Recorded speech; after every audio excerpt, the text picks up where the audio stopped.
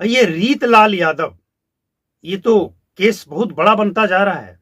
हालांकि रीतलाल यादव ने अपनी गिरफ्तारी दे दी है, लेकिन सवाल ये उठता है कि जो ईमानदार नेता अपने आप को ईमानदार बताता है, सीधा साधा बताता है, और वो अगर ये बताता है कि हमें फंसाया जा रहा है, तो सवाल ये उठता है कि AK-47 जैसा हथियार किसी नेता के घर में क्या काम है इसका?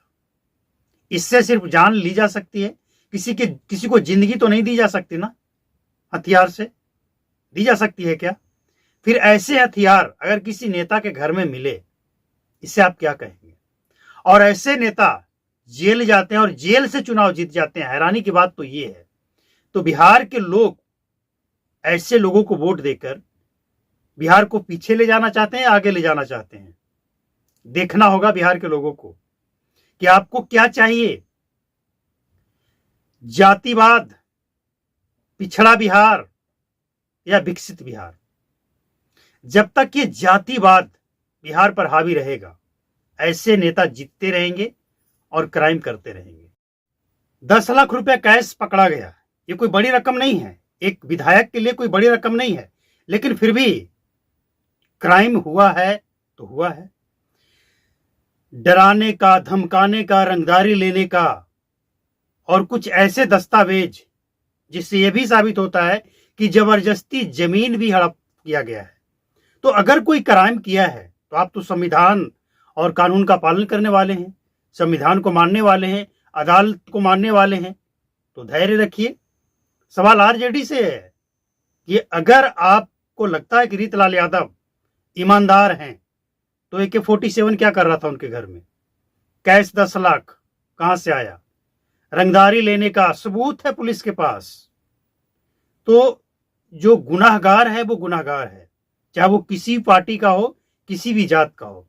लेकिन सवाल बिहार के लोगों से भी है कि ऐसे लोग जेल से, इतिहास है बिहार के अंदर, ऐसे लोग जेल के अंदर से चुनाव जीत जाता है। समझिए, ये खौफ है या क्या है? तो बिहार के लोग ऐसे लोगों को पाल कर रखेंगे तो बिहार तरक्की कभी नहीं कर सकता है।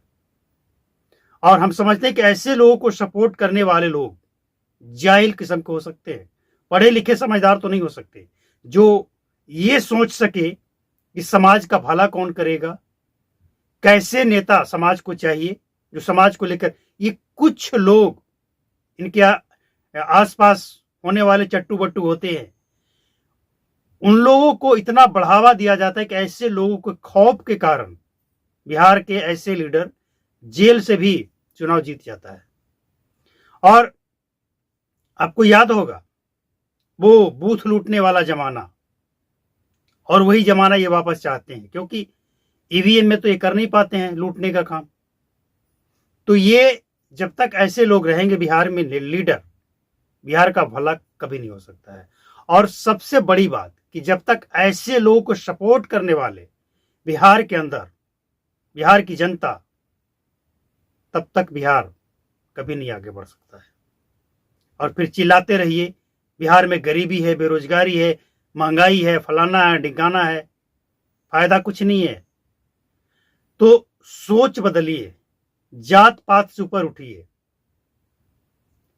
और शिक्षित बेदाग नेता कौन है, उसके पास विजन क्या है क्षेत्र के लिए, क्या कर सकता है आपके लिए, क्या सोच सकता है आपके समाज के लिए, हमारे समाज के लिए, बिहार के लिए, ये देखना।